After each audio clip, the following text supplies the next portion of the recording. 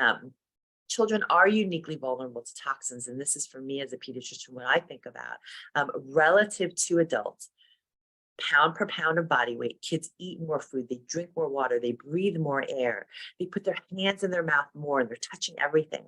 So they have more exposures and more of a body burden to begin with.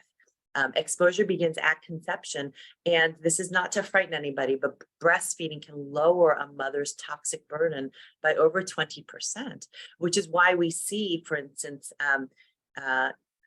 conditions like autism or other chronic concerns tend to be more common in the firstborn. So just being aware of that and taking preparations. And if you have a child who has a health concern right now and you're thinking, oh my gosh, I just dumped my toxic burden on my baby. I mean, I did that too, right? For my first child. You just have to move on and just know, all right, this is what happened. We can't change that. But now we can move forward and understand how to reduce that toxic exposure and support our children.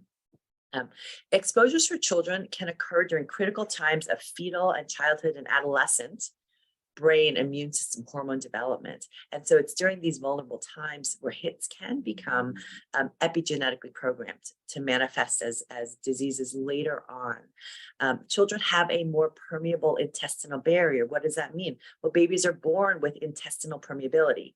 I would call it leaky gut, except it's a normal condition for babies, right? And so they absorb more through their gut. And then we know that the vast majority of children and teenagers and adults anyway develop a leaky gut because of the way we live. So they're absorbing more.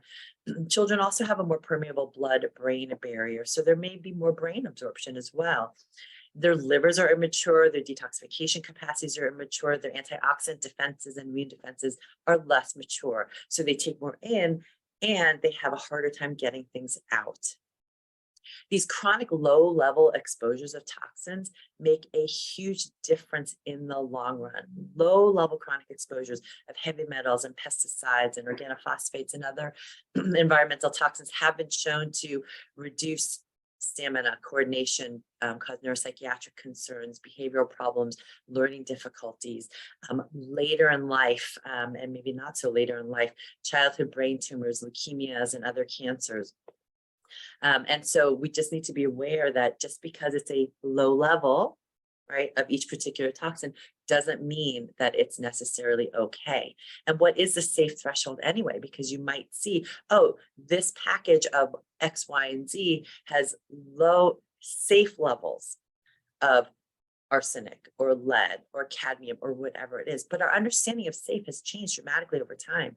In 1960, a blood lead level of 60 micrograms per deciliter was considered, quote, safe.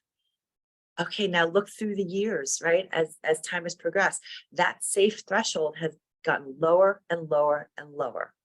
Now it's recognized there is no safe blood lead level, none.